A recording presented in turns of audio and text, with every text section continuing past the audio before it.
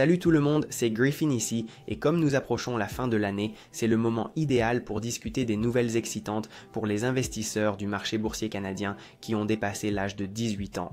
À l'approche de la nouvelle année, votre compte d'épargne libre d'impôt, ou CELI en abrégé, devrait bénéficier de la plus forte augmentation du plafond de cotisation annuelle, sauf pour l'année 2015. Comme à chaque année, j'aime bien faire le point sur le plafond de cotisation du CELI, afin de vous rappeler comment fonctionne le CELI en tant qu'un des meilleurs comptes de placement enregistrés au Canada et comment vous pouvez l'utiliser de façon stratégique pour croître votre portefeuille de placement à l'abri de l'impôt.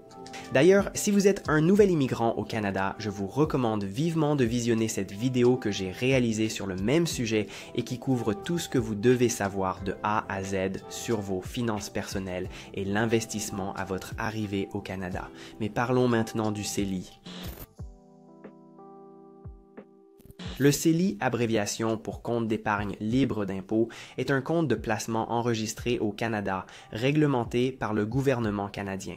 Son principal avantage réside dans le fait que tout revenu de dividendes, tout revenu d'intérêt et toute croissance globale de votre portefeuille s'accumule à l'abri d'impôt pendant les années où vous investissez. Ceci est en contraste avec les comptes d'investissement traditionnels qui sont potentiellement soumis à une imposition annuelle sur les revenus de dividendes et d'intérêts, ainsi qu'à un impôt sur les plus-values lorsque vous vendez des positions pour réaliser un profit. Toutefois, cet avantage fiscal est assorti de quelques conditions, notamment que vos cotisations soient effectuées avec un revenu après impôt et qu'il y ait un plafond sur le montant que vous pouvez cotiser chaque année au CELI.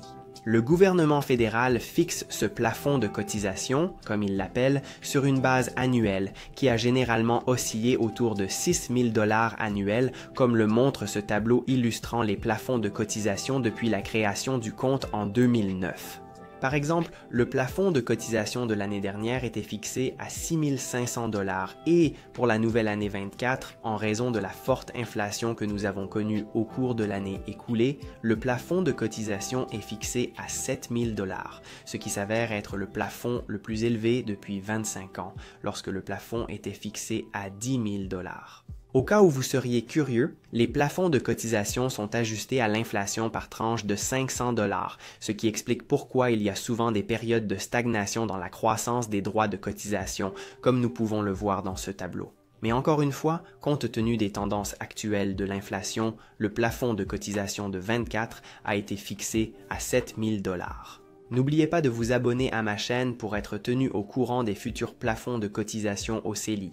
Voyons maintenant comment ces plafonds de cotisation s'appliquent à vous en fonction de votre âge et de votre situation particulière. Avant de calculer le total de vos droits de cotisation cumulatifs pour l'année 2024, clarifions certains points importants au sujet du CELI.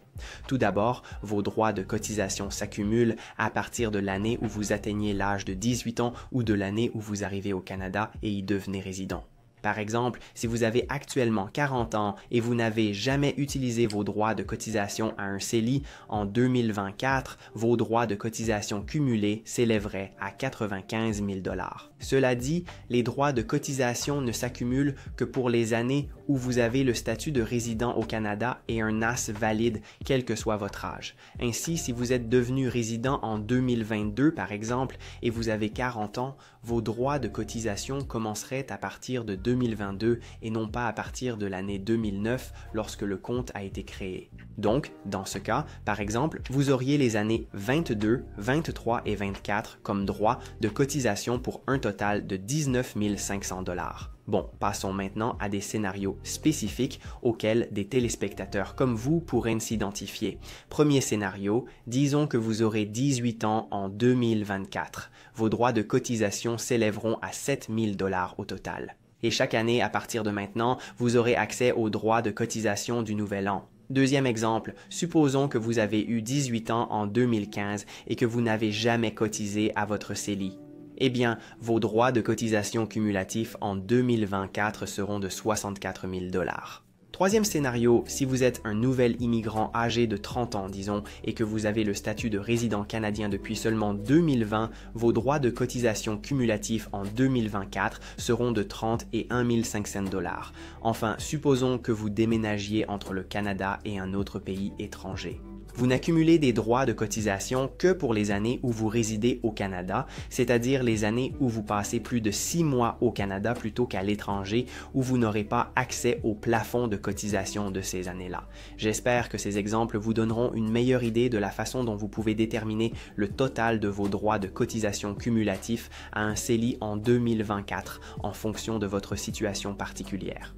Et pour obtenir des renseignements encore plus précis, vous pouvez simplement consulter votre compte du l'ARQ en ligne pour connaître les droits de cotisation qui vous restent en fonction de vos cotisations antérieures.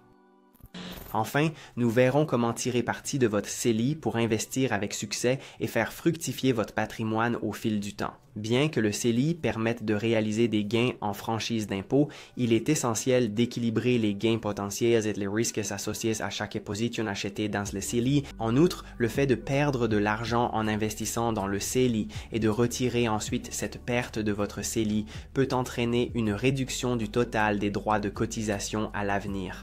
Par exemple, imaginons que vous ayez investi 6 000 $ à l'âge de 18 ans, que ce montant soit ensuite diminué à 3 000 $ et que vous décidiez de vendre votre placement et de le retirer de votre CELI.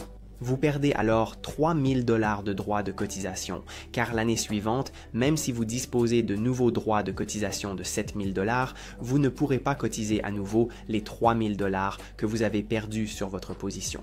Il faut donc absolument garder cela à l'esprit, mais cela fonctionne aussi de la manière inverse. Si vous avez investi 6 000 $ qui ont ensuite grimpé à 10 000 $ et que vous décidez de vendre et de retirer cet investissement, non seulement le retrait de 10 000 $ est totalement exonéré d'impôts, mais l'année suivante, vous êtes autorisé à cotiser à nouveau jusqu'à 10 000 $, plus le tout nouveau droit de cotisation.